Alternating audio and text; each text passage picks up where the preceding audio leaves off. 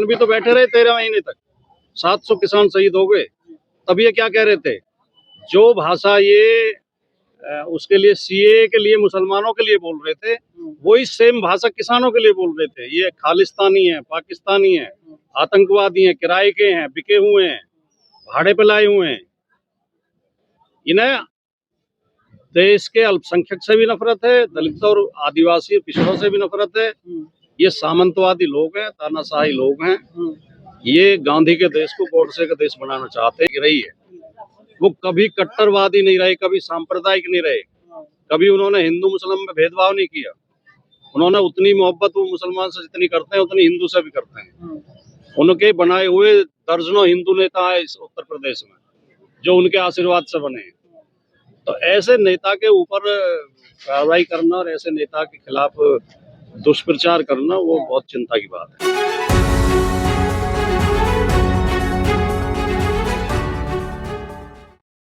मामला तो इतना गंभीर है कि इस देश में और जो पॉलिटिकल और जो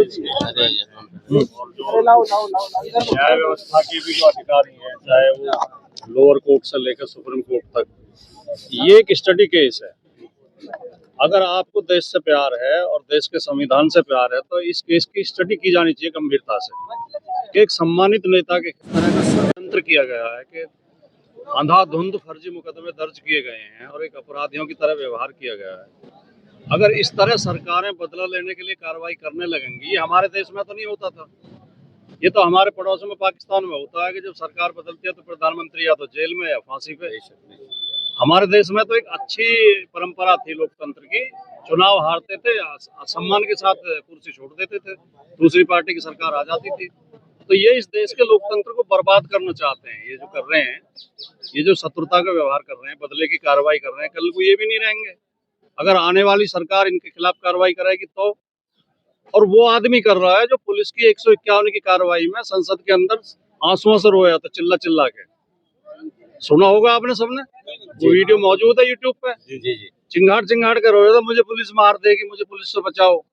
तब पुलिस इतनी खराब थी, आज पुलिस इतनी बढ़िया हो गई है कि आप उसे, ये पुलिस को भी बिगाड़ रहे हैं, बिगाड़ दिए इन्होंने उत्तर प्रदेश की पुलिस। अब उत्तर प्रदेश में पहले केवल अपराधी अपराध करते थे, अब पुलिस भी अपराध कर रही है। जेब कटी में और छेड़छाड़ में पकड़े जा रहे हैं लड़के, उन्हें हाथ पकड़ पकड़ के गोली मारी जा रही है। छोटे छोटे अपराधों में गोली मारी जा रही है पैरों में। और पुलिस के थाने जो वसूली के अड्डे बन गए हैं। कोई भी क्रिमिनल पकड़ के आता, कहते हैं या तो 5 लाख रुपए मंगाओ, अगर बिना गोली जेल जाना है तो 5 लाख रुपए मंगाओ, नहीं तो पैर में गोली मारेंगे। भाटी सर, ट्विटर पे कई लोग कह रहे हैं कि जिनके राष्ट्र अध्यक्ष टोटी चुरा सकते हैं, उनके नेता तो यही बकरी मुर्गा ही चुराएंगे, उम्मीद ही क्या कर सकते हैं। ऐसे आदमी की नीचता की क्या हद हो सकती है जो एक इतने शानदार नेता को टोटी चोर कहते। जो व्यक्ति 5 साल उत्तर प्रदेश का मुख्यमंत्री रहा हो, जिसने 20 लाख करोड़ रुपए का बजट खर्च किया हो, जिसके पिता 3 बार मुख्यमंत्री रहे हो, रक्षा मंत्री रहे हैं, वो 200 रुपए की टोटी चुराएगा। जो आदमी अखिलेश यादव को टोटी चोर कह सकता है, उसके अंदर आत्मा और दिल और दिमाग है या नहीं है, ये आप खुद अंदाजा लगाइए। उसकी नीचता की हद है। और सारे नीच बीजेपी में भरे पड़े हैं और कुछ मीडिया में भरे पड़े हैं जो इस चीजों को आगे बढ़ाते हैं। मीडिया आज नेताओं से भी नीचे गिर गई है। मीडिया एक पार्टी का प्रचार करने का काम कर रही है, केवल विपक्ष के नेताओं को अपमानित करती है मीडिया। मीडिया को सवाल पूछना चाहिए सरकार से, मीडिया सवाल पूछती है विपक्ष से। तो इस देश के लोकतंत्र को बचाने के लिए जनता को सड़कों पर आना पड़ेगा। अब विकल्प क्या है लोगों के पास? विकल्प जनता। ये पहली बार नहीं है कि ये गलत हो रहा है देश में, इतिहास में अनेक बार गलत हुआ है। इस देश में बार बार रावण पैदा हुए हैं, दुर्योधन पैदा हुए हैं। देश के लोकतंत्र पे बार बार खतरे आए हैं, जनता ने हर बार जवाब दिया है। लेकिन इतना बड़ा टेन्यूर पहले किसी का रहा नहीं जितना बड़ा मोदी जी का टेन्यूर है। नेहरू से ज्यादा टाइम हो गया मोदी जी को, इंदिरा जी से ज्यादा बड़े। नेहरू जी जितनी सीट लेकर आते थे, ये लाए हैं कभी इतनी सीट? राजीव गांधी ने जितनी सीट जीती थी उतनी सीट जीती है मोदी जी ने। आपको कैसे दिखाई देता है कि मोदी सबसे बड़े नेता दिखाई देते हैं? और फिर सुनो, समय की बात, चुनाव जीतना एक अलग बात है। मोदी जी खोखले नेता है। मोदी जी ने आज तक कोई प्रेस कॉन्फ्रेंस की है? मोदी जी बिना टीपी के भाषण नहीं दे सकते। टीपी बंद हो जाता है, उनका भाषण बंद हो जाता है। मोदी जी खुद कह चुके हैं कि मैं हाई स्कूल फेल हूँ। मोदी जी की फर्जी डिग्रियां उनके मित्र दिखा रहे हैं। वो डिग्री फर्जी है, इसके 10 प्रमाण है। अगर मुस्लिम का समर्थन करते हैं एफआईआर हो जाती है, मोहम्मद दीपक को आप सभी जानते हैं, क्या स्टैंड है सर आपका? एफआईआर हो जाना मीडिया केवल मुस्लिम के ऊपर हमला नहीं है, इस देश के दलितों के ऊपर भी हमला है, पिछड़ों के ऊपर भी हमला है, आदिवासियों के ऊपर भी हमला है, किसानों के ऊपर भी हमला है, छात्रों के ऊपर भी हमला है। किसान भी तो बैठे रहे 13 महीने तक, 700 किसान शहीद हो गए। तब ये क्या कह रहे थे, जो भाषा ये उसके लिए सीए के लिए मुसलमानों के लिए बोल रहे थे, वही सेम भाषा किसानों के लिए बोल रहे थे। ये खालिस्तानी है, पाकिस्तानी है, आतंकवादी हैं, किराए के हैं, बिके हुए हैं, भाड़े पे लाए हुए हैं। इन्हें देश के अल्पसंख्यक से भी नफरत है, दलित और आदिवासी पिछड़ों से भी नफरत है। ये सामंतवादी लोग हैं, तानाशाही लोग हैं। ये गांधी के देश को गोडसे का देश बनाना चाहते हैं। खैर ये विषय अलग है, फिलहाल विषय मोहम्मद आजम खान साहब का है। मोहम्मद आजम खान साहब, मैं एक बात कह दूं, एक वो इस देश बताएंगे, पहले ये बात कह दूं। अरे पहले बात तो होने दो भैया। विषय आजम खान साहब है, आज का विषय आजम खान साहब की पहचान एक पंथ निरपेक्ष नेता, एक देशभक्त नेता, हिंदू मुस्लिम एकता के प्रतीक के रूप में गरीबों की मदद करने वाले, मजदूरों की लड़ाई लड़ने वाले, छात्रों के लिए एक यूनिवर्सिटी बनाने वाले नेता की रही है।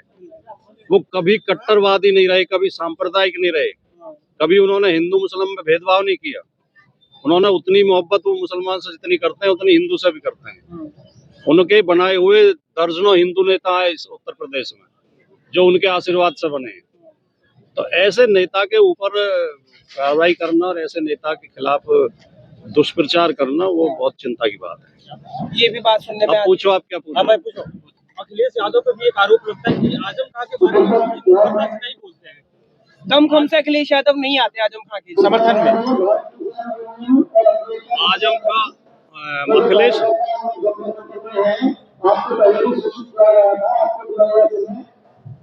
अखिलेश यादव जी ने दर्जनों बार आजम खान साहब के बारे में बोला है। और एक हमारी पार्टी का ये मानना है, हमारे बड़े नेताओं का ये मानना है कि सड़कों पे ये उतरने से इस मामले में न्याय नहीं मिलेगा। न्याय मिलेगा न्यायालय से, कानूनी प्रक्रिया से। उसमें पार्टी ने और अखिलेश यादव जी ने पूरी मतलब वो सड़क पे बताने की बात नहीं है, वो फिर बात छोटी हो जाती है। वो उनके परिवार से पूछिए और उनसे पूछिए कि पार्टी कितना क्या कर रही है और अखिलेश यादव जी क्या कर रहे हैं।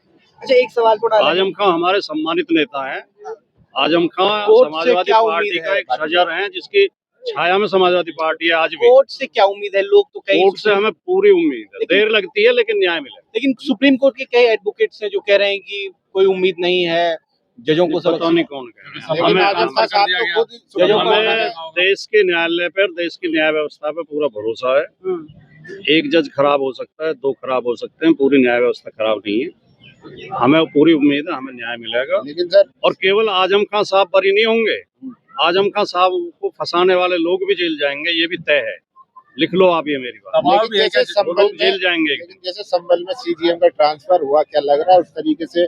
और हाईकोर्ट ने भी कहा कि जजों पे अफसर दबाव बना रहे हैं। भारतीय जनता पार्टी की सरकारों में न्याय की सरकारों से न्याय की कोई उम्मीद बची नहीं है, किसी को भी नहीं बची है। जहाँ जहाँ बीजेपी की सरकार है वहाँ अल्पसंख्यक निशाने पे हैं, खासतौर से मुस्लिम निशाने पे हैं, वहाँ दलित निशाने पे हैं, पिछड़े वर्ग के लोग निशाने पे हैं। और इनसे न्याय की कोई उम्मीद नहीं है। लेकिन सरकारें अब ये जाने वाली हैं, इनका टेन्योर पूरा हो चुका है। लेकिन सरकार खुद कह रही है हमें निशाना बनाया जा रहा है, प्रधानमंत्री खुद कहते हैं मैं सुरक्षित नहीं हूँ। तो ये बहुत शर्म की बात है, उन्हें प्रधानमंत्री की कुर्सी छोड़ देनी चाहिए। वो देश का अपमान कर रहे हैं। अगर भारत दुनिया के सबसे बड़े देश भारत का प्रधानमंत्री सुरक्षित नहीं है, तो ऐसे प्रधानमंत्री को कुर्सी छोड़ कर भाग जाना चाहिए। किसी बहादुर आदमी को बैठने तो कुर्सी पे, जो डरता ना हो। स्पीकर ने भी अगर प्रधानमंत्री को कुर्सी पे बैठते हुए भी खतरा है, तो ये 142 करोड़ लोगों के लिए शर्म की बात है। सदन में भी घेर लिया विपक्ष ने, ये कह रहे संसद में काटने की बात है।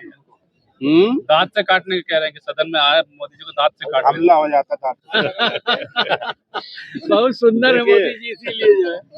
देखिए, आप एक बात समझ लो अच्छी तरह, अगर आप इस पर अध्ययन करना चाहो तो अध्ययन भी करो कि जो जितना बड़ा जुल्मी होता, अत्याचारी होता, उतना ही बड़ा कायर और डरपोक होता है। तानाशाह हमेशा डरता है। और जो व्यक्ति कानून में, संविधान में विश्वास करने वाला, लोकतंत्र में विश्वास करने वाला हो, वो कभी डरेगा नहीं, वो सड़क पे अकेला भी चल देगा, एक सवाल क्योंकि उसे जनता के ऊपर विश्वास होता है। जो ट्रेड डील हुई है सर, ये कैसे समझाएंगे देश को? किसान कह रहा है अब हम सड़कों पे आएंगे, मास्टर स्ट्रोक मार दिया मोदी जी ने। मास्टर स्ट्रोक मित्रों के लिए, अपने उद्योगपति मित्रों को लाभ पहुंचाने के लिए अमेरिका के सामने घुटने टेक दिए, और इस डील से भारत का किसान बर्बाद हो जाएगा, क्योंकि अमेरिकी सरकार किसानों को इतनी सब्सिडी देती है कि वो फ्री में भी अपना प्रोडक्ट दे सकते हैं, और हमारे किसान उनका कंपटीशन नहीं कर पाएंगे। हो गया ठीक है सर, चलिए थैंक यू भाई।